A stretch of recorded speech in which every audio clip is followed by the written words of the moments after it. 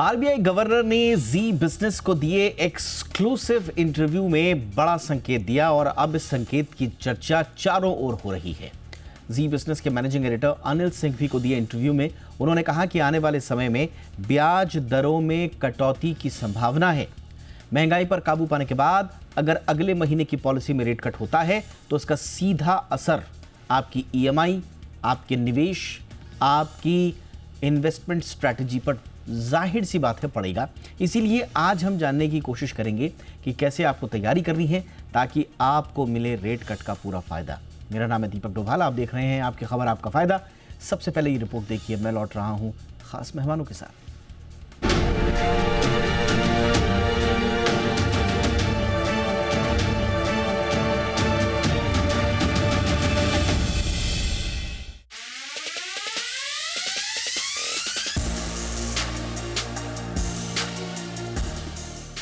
RBI governor बनने के बाद संजय मल्होत्रा ने पहली बार हिंदी में इंटरव्यू दिया और इसके लिए उन्होंने चुना देश के नंबर 1 बिजनेस चैनल जी बिजनेस को। जी बिजनेस के मैनेजिंग एडिटर अनिल सिंघवी ने उनसे अपने चिर परिचित, सहज और सरल अंदाज में वो तमाम सवाल पूछे जो बाजार के महारथियों से लेकर आम आदमी तक हर किसी के दिमाग में रह रहकर उठते हैं। ऐसा ही एक सवाल है ब्याज दरों में कटौती का। अगली पॉलिसी में रेट कट होगा या नहीं? इसके जवाब में गवर्नर संजय मल्होत्रा ने वो संकेत दिया जिसका हर कोई इंतजार कर रहा था। कि पिछली बार जब एमपीसी की बैठक हुई अक्टूबर में जी, तो उन्होंने बिल्कुल ये स्पष्ट कहा कि पॉलिसी में गुंजाइश है और अधिक रेट्स को कट करने की। यानी ग्रोथ को लेकर गवर्नर का दावा है कि भारतीय अर्थव्यवस्था मजबूत है, आने वाले समय में निवेश के बड़े मौके दिख रहे हैं और अगर हालात सही रहे तो अगली बैठक में ब्याज दरों में कटौती की संभावना है। उन्होंने कहा कि आर्थिक आंकड़े मजबूत हैं, महंगाई पर नियंत्रण के प्रयास जारी हैं और अगर ट्रेड पॉजिटिव रहा तो रेट कट से ग्रोथ को और स्पीड मिल सकती है। इसके अलावा महंगाई, ग्रोथ और इकोनॉमी पर आरबीआई गवर्नर संजय मल्होत्रा ने जी बिजनेस को दिए एक्सक्लूसिव इंटरव्यू में खुलकर बात की। उन्होंने बताया कि महंगाई पर काबू पाने के लिए आरबीआई लगातार कदम उठा रहा है। ग्रोथ को लेकर उन्होंने कहा कि भारतीय अर्थव्यवस्था मजबूत है और आने वाले समय में निवेश के बड़े अवसर दिख रहे हैं। आज के दिन में लगभग 880 टन सोने के भंडार हमारे पास में, हमारे विदेशी मुद्रा भंडार में शामिल है। और ये कुल मिलाकर के जो हमारे विदेशी मुद्रा भंडार हैं उसका लगभग 15% से अधिक, लगभग 1/6 में एक हिस्सा लगभग वो सोना भंडार का हमारे पास में है। गवर्नर ने भारत की आर्थिक ताकत का बड़ा सबूत भी दिया। उन्होंने बताया कि हमारे पास करीब $700 बिलियन का फॉरेक्स रिजर्व है और लगभग 880 टन सोना मौजूद है। देश के कुल फॉरेक्स रिजर्व में 15% से ज्यादा हिस्सा गोल्ड का है, यानी सोने की मजबूती हमारी अर्थव्यवस्था को अतिरिक्त सुरक्षा देती है। करेंसी मार्केट पर भी गवर्नर ने रुख साफ किया और उन्होंने कहा कि जब तक रुपए में भारी उतार चढ़ाव नहीं होता, आरबीआई दखल नहीं देगा। मार्केट को फ्री फ्लो में चलने दिया जाएगा। बैंकिंग सेक्टर पर गवर्नर ने दावा किया कि हमारे बैंक जल्द ही दुनिया के टॉप 10 बैंकों में शामिल होंगे। उन्होंने कहा कि बैंकिंग सेक्टर की सेहत बेहतर है, ग्रॉस एनपीए 2.5% से भी कम है और अनसिक्योर्ड लोन को लेकर फिलहाल कोई बड़ी चिंता नहीं है। विदेशी निवेश की भी बड़ी गुंजाइश है, यानी ग्लोबल इन्वेस्टर्स के लिए भारत एक बड़ा मौका है। फर्जी अकाउंट्स पर भी आरबीआई सख्त है। गवर्नर ने कहा कि केवाईसी और री केवाईसी को और मजबूत किया जा रहा है। म्यूल अकाउंट पर सख्ती बढ़ रही है। बैंक ट्रांजैक्शंस और मॉनिटरिंग के लिए एआई का इस्तेमाल हो रहा है, यानी टेक्नोलॉजी के जरिए धोखाधड़ी पर लगाम लगाई जाएगी। आरबीआई का मकसद महंगाई पर नियंत्रण, ग्रोथ को रफ्तार और बैंकिंग सेक्टर को मजबूती देना है। अगर हालात सही रहे तो आने वाले दिनों में ब्याज दरों में कटौती की पूरी उम्मीद है, यानी महंगाई पर लगाम और निवेश को बढ़ावा देने के लिए बड़े कदम उठाए जा सकते हैं। भारत की अर्थव्यवस्था मजबूत है और आने वाला समय निवेशकों के लिए बड़े अवसर लेकर आ सकता है। ब्यूरो रिपोर्ट, जी मीडिया।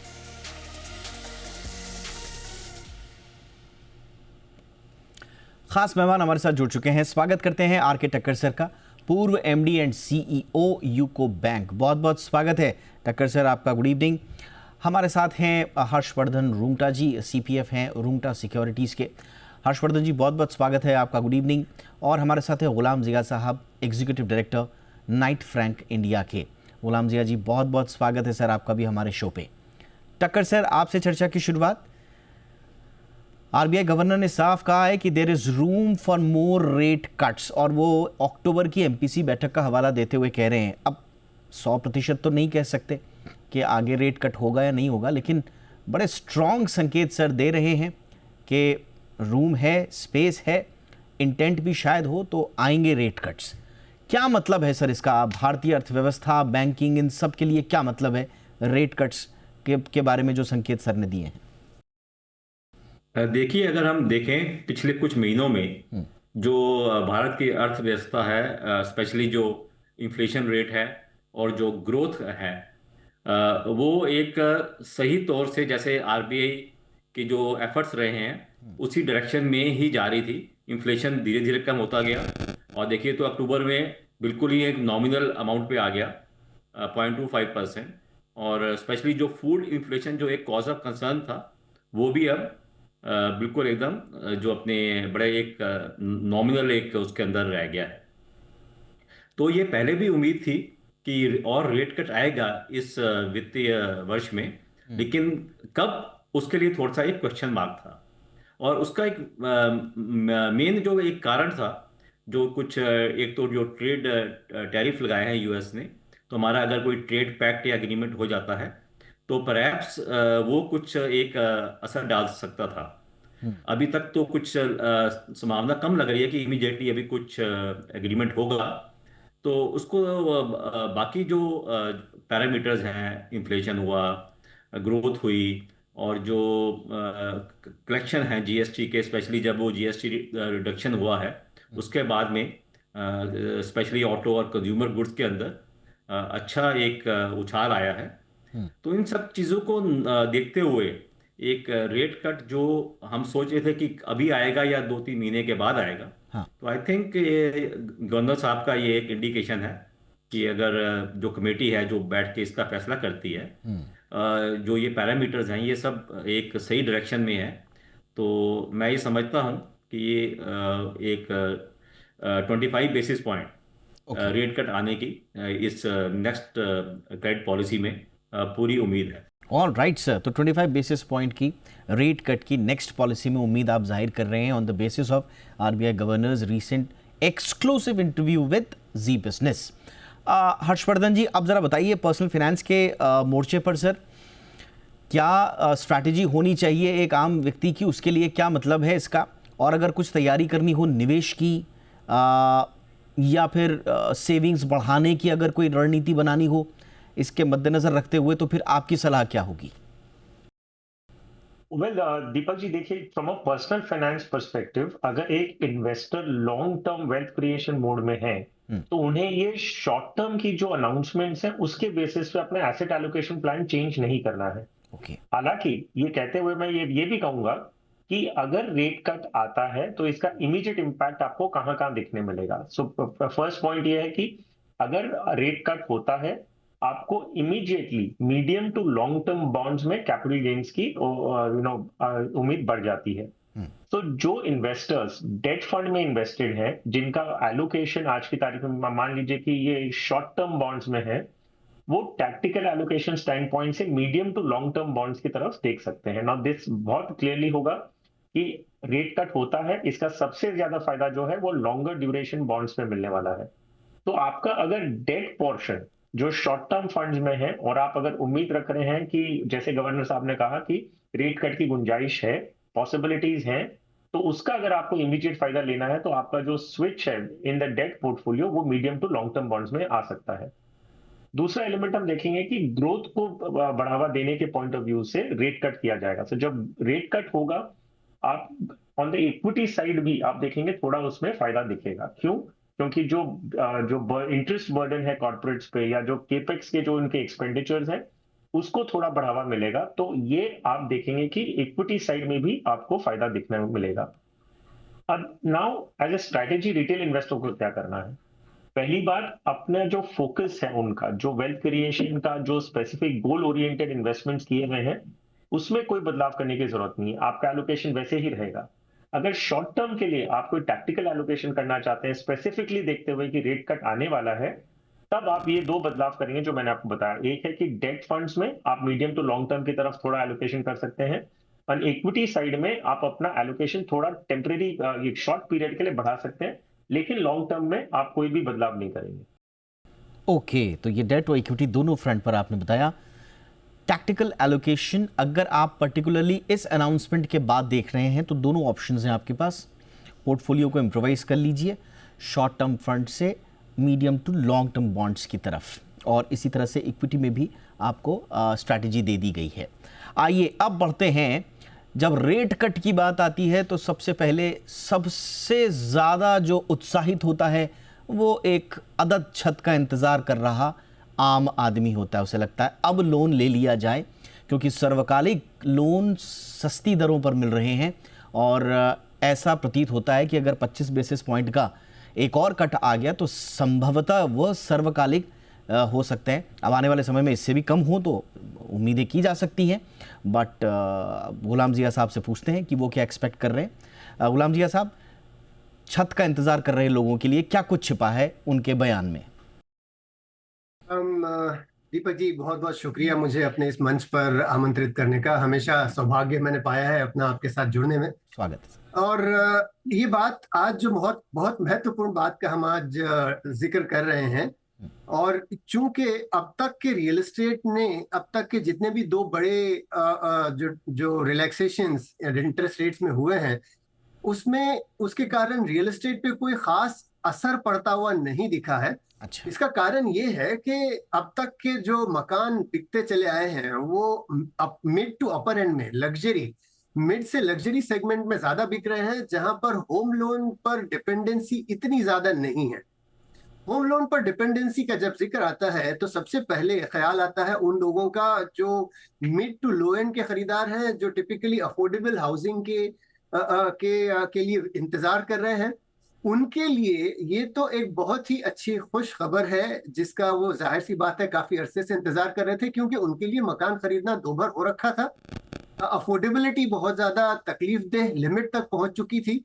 लेकिन अब एक दूसरा सवाल ये आ रहा है, जब उनके लिए जाहिर सी बात है प्रधानमंत्री आवास योजना 2.0 के अंतर्गत बहुत सारी सुविधाएं मिली, उसके बाद 2 अदद रेट कट्स भी हुए, तकरीबन 100 बिट्स का पास ऑन भी हो चुका है बायर को। लेकिन इसके बावजूद अब भी अफोर्डेबल हाउसिंग का जो सेगमेंट है उसमें कोई ज्यादा एनर्जी, कोई ज्यादा खरीदारी, खरीदो फरोख्त नहीं दिखाई दे रही। उसका कारण अब थोड़ा सा अलग है, और वो यूं है कि इस सेक्शन को जो केटर किया करते थे डेवलपर्स, वो बहुत पहले पलायन कर चुके हैं। वो mid to upper end luxury houses ज्यादा बना रहे हैं। तो अब मसला ये आ रहा है कि जब इंटरेस्ट रेट्स के दरों में कमी आई है, तो दूसरी ओर हमारे पास आज मकान नहीं है जो इस किस्म के लोगों को फराहम किए जा सकते हैं। तो एक तरफ तो ये कि बहुत अच्छी खुशखबर है कि और आसानी होगी, और इंटरेस्ट रेट कम होने की वजह से होम लोन और सुविधाजनक होंगे। लेकिन दूसरी ओर चूंकि डेवलपमेंट नहीं हो रहा, तो रियल एस्टेट में अफोर्डेबल हाउसिंग की कमी की वजह से उस सेक्शन को शायद अब भी कुछ और इंतजार करना पड़े। अपने वो ख्वाब वाला जो छत जिसका आप जिक्र कर रहे हो, वो शायद इतनी आसानी से उन्हें भी मुयस्सर नहीं हो पाए। ओके, तो ये आपने बड़ी दिलचस्प तस्वीर रखी, और आपने बिल्कुल सही कहा कि तो मिड टू लग्जरी में तो ऐसा लग रहा है कि पुश मिले ना मिले, जिन लोगों को ख़रीदना है उनको किसी अपने पक्ष की हवा का कोई इंतज़ार नहीं करना, उनके पास तो पैसा है भाई, ले लीजिए। लेकिन प्रॉब्लम है अफोर्डेबल टू मिड सेगमेंट के लोगों के लिए। अब मिड सेगमेंट वालों के लिए थोड़ा एक विंडो ज़रूर आएगी, लेकिन अफोर्डेबल वाले तो थोड़ा और इंतज़ार कर सकते हैं। तो ये बढ़िया दिलचस्प लेकिन वास्तविक तस्वीर रखी गुलाम जिया साहब ने। एक छोटा सा ब्रेक के उस पार स्ट्रैटेजी क्या बनानी है। अगर आप घर, गाड़ी या किसी और तरह के इन्वेस्टमेंट का प्लान कर रहे हैं तो अब आपको बैकग्राउंड क्लियर हो गया, क्या बोला है गवर्नर साहब ने, उसका मतलब क्या है, अब करना क्या है आगे और कब करना है, इस पर बात आगे।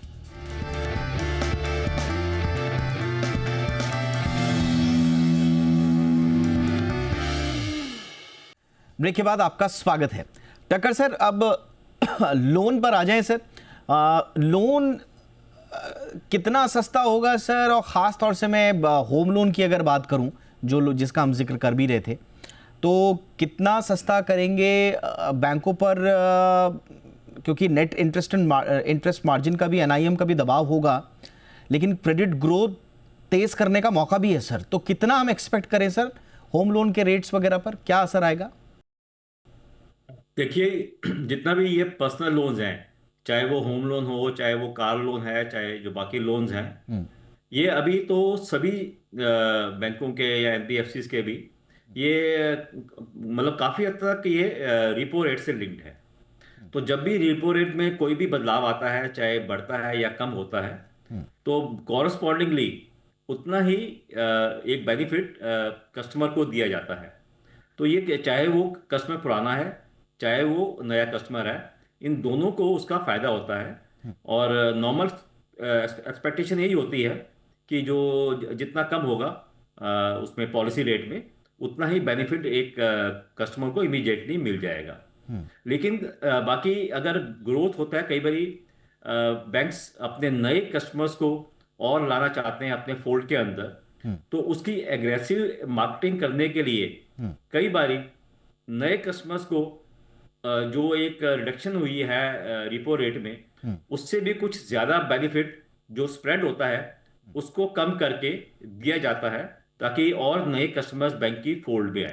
मैं सीधे अगर आपसे पूछ पाऊं, जैसे अभी 7.5, कुछ बैंक 7.3 ये होम लोन देने लगे हैं, यहाँ तक एक आध दो कुछ चांसेस में उससे भी कम होने के आसार हैं, तो लोग एक्सपेक्ट करें कि आने वाले, अब इमीडिएट तो हम नहीं बोलेंगे, लेकिन छमाही या साल भर में 6, 6.5 पर भी होम लोन रेट मिलने लगेंगे सर, ऐसा कह सकते हैं? देखिए, फ्यूचर का कहना बहुत मुश्किल है। हाँ। लेकिन अभी जो इस टाइम हालात हैं उनको देखते हुए हाँ। आप ये एक्सपेक्ट कर सकते हैं कि अगर इस बारी अगर 25 बेसिस पॉइंट का रिडक्शन आता है, तो एक और रिडक्शन भी शायद अगले 4-5 महीने के अंदर आ सकता है। ठीक। तो आप ये मान के चलिए, जो अभी जो भी ब्याज दरें हैं होम लोन पे या कार लोन्स पे, उसमें 50 बेसिस पॉइंट तक की एक रिडक्शन आने की उम्मीद है। अगर जो हमारे, जैसे मैंने पैरामीटर बताया, इन्फ्लेशन का रहती कंट्रोल में, और हमारी ग्रोथ जो जीडीपी ग्रोथ अराउंड 7% के आसपास रहती है, जी। तो मेरा मानना है कि 50 बेसिस पॉइंट तक इस वित्तीय वर्ष में एक बेनिफिट मिलना चाहिए। बढ़िया सर, तो मैं, आप भले ही खुल के नहीं कह रहे, इशारा आप कर रहे हैं तो मैं समझ पाऊँ, तो ठीक है, 7.5 का मतलब 50 बेसिस पॉइंट और आप कर लीजिए, तो ठीक है, 7 से नीचे भी चला जाए तो बहुत अच्छा। तो हम एक्सपेक्ट कर सकते हैं, उम्मीदों पर दुनिया कायम है, तो हम भी सर उम्मीदों पर टिके रहेंगे। फटाफट से हर्षवर्धन जी ये बताइए, अभी आपने बहुत डेट एसआईपी, इक्विटी लिंक्ड आपने बड़ा अच्छे से बताया, बट सर लॉन्ग टर्म में जो लॉन्ग टर्म रिटर्न है उसमें कितना सुधार सर?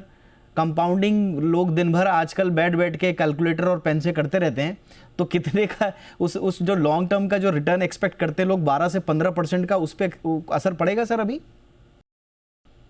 तो देखिए दीपक जी, जब आप लॉन्ग टर्म वेल्थ क्रिएशन की अगर बात कर रहे हैं, तो उसमें आपको equity as an asset class ही आपको वो इन्फ्लेशन एडजस्टेड पॉजिटिव रिटर्न देगा। कहने का मतलब सिंपल है कि लॉन्ग टर्म में आपको अगर वेल्थ क्रिएट करना है, तो आपका ज्यादा एलोकेशन इक्विटी की तरफ होना है, जहां पे एक लॉन्ग टर्म एवरेज हम मानते हैं जो 12 to 15% का, जो आपने फिगर बताया।